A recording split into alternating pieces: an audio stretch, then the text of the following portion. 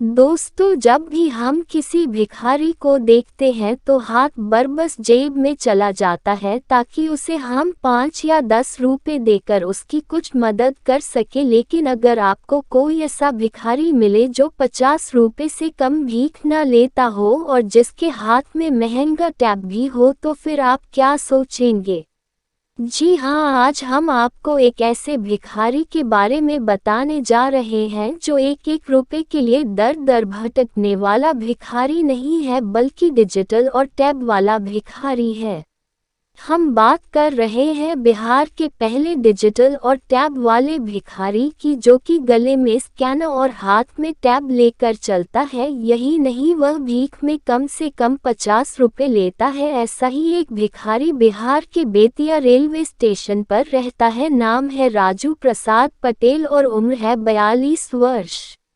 दरअसल Bettiah railway station पर बेहद छोटी सी उम्र से रहकर भीख मांगने वाले राजू एक ऐसे भिखारी हैं जो अपने पास 18,000 रुपये का टैब रखते हैं। साथ ही वो QR कोड से स्कैन करवाकर डिजिटल तरीके से पैसा लेते हैं। आश्चर्य की बात यह है कि महज तीसरी कक्षा तक पढ़े राजू बड़ी ही आसानी से टैब हैंडल कर लेते हैं। यही नहीं, राजू को यात्रा के दौरान स्टेशन पर आने वाले हर व्यक्ति से 1 या 2 रुपए नहीं, बल्कि कम से कम 50 रुपए चाहिए होते हैं, जिसे लोग बखूबी दे देते हैं। राजू के मुताबिक पहले यात्री खुले पैसे नहीं होने का बहाना बनाते थे, लेकिन अब ऐसा नहीं हो पाता है।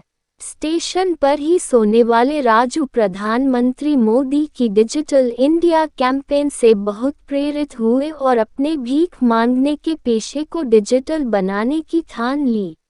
इसके लिए दुकानदारों की मदद से उन्होंने अपने जरूरी कागजात भी बनवा लिए।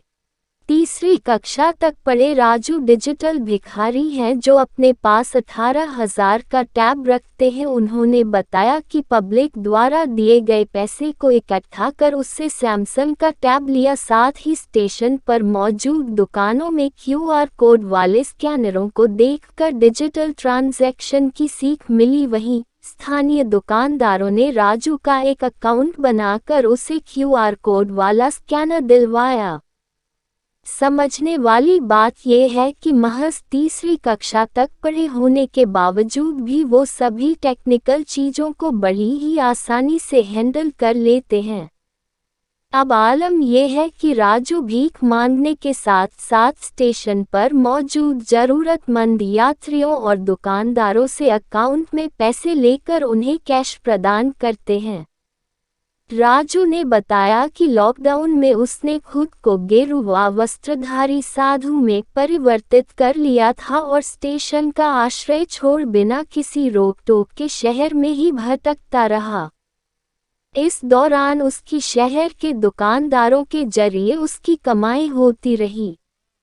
बेतिया रेलवे स्टेशन पर रहने वाले भिखारी राजू बिहार के पूर्व CM लालू प्रसाद यादव को अपना पिता बताते हैं, जबकि बेतिया वासी भी उसे मजाक में लालू का बेटा ही कहते हैं।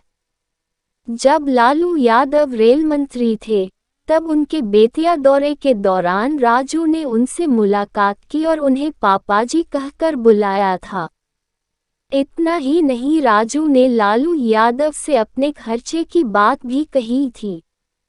इसके बाद उन्होंने राजू के लिए पूरे बिहार में रेलवे यात्रा मुफ्त कराई थी। साथ ही उसके खाने पीने की मुफ्त व्यवस्था भी की थी।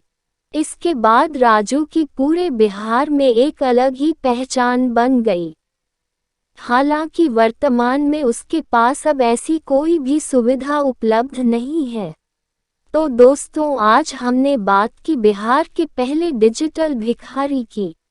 आपको ये जानकारी कैसी लगी जरूर बताइएगा। अगर आपने हमारा चैनल सब्सक्राइब नहीं किया है तो जरूर कर लीजिए, ताकि हमारे किसी भी मनोरंजक और जानकारी से भरे वीडियो को आप मिस नहीं कर सके। अब दीजिए इजाज़त, धन्यवाद।